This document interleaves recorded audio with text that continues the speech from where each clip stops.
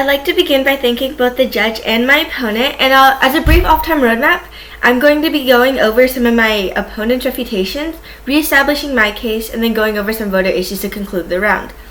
Okay, time starts now. My opponent first states that the government has a right that has to pay for the reputations. However, she completely ignores my first contention, which I state that the government has done more than enough, and they've spent $22 trillion in the war on poverty, which helps African Americans more than it does any other race. Going on, my opponent also says that I agree to that the government has to. However, I've never agreed to this, and she completely ignores my second contention, which I provide cards that states that it proves that my cards from Scheidler states that the government should not have to pay for it. The individual states and entities who caused the damage should pay for the reparations, not the federal government, who's done more than enough if you look at my first contention. Going on, my opponent talks about the legal basis, how she completely ignores my Cooper 2012 card, in which it states that there is no legal basis in which it says that the economic basis on which reparations claims highly problematic and has failed to earn the minimum standard in standing in the American judicial system. This completely disproves my opponent's refutation, and therefore you should disregard it.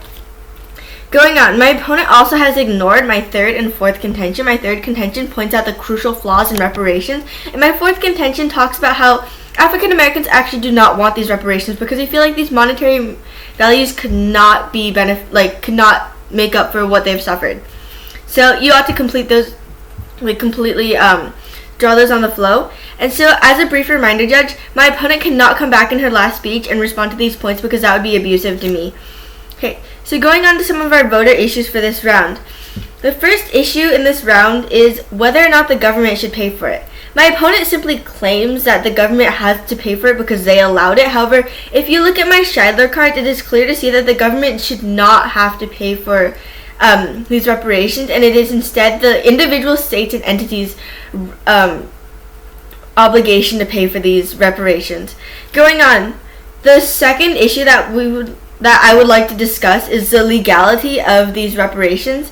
However, although my opponent may try to come up and say that the owners were stealing from the slaves, it doesn't mean that the federal government should have to pay. In fact, if you look back at my Cooper 2012 card, which I brought up in the beginning of this speech, it is clear to see that the American judicial system would never allow reparations to happen because there's no minimum standard that it meets. And so now, if you look back at the most important things in this debate, you can see that the federal government should not have to pay for these reparations because it is not their fault, and they've done more than enough when you look at the war on poverty and how that's affected African Americans.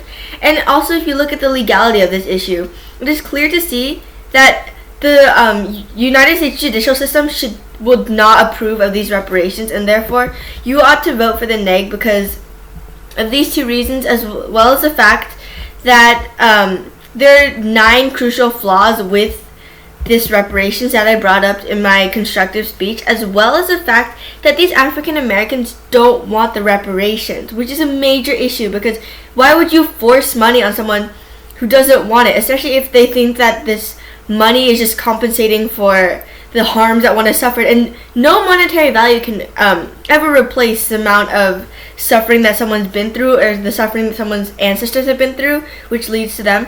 So overall, for these 4 reasons, I urge you to vote for the negation.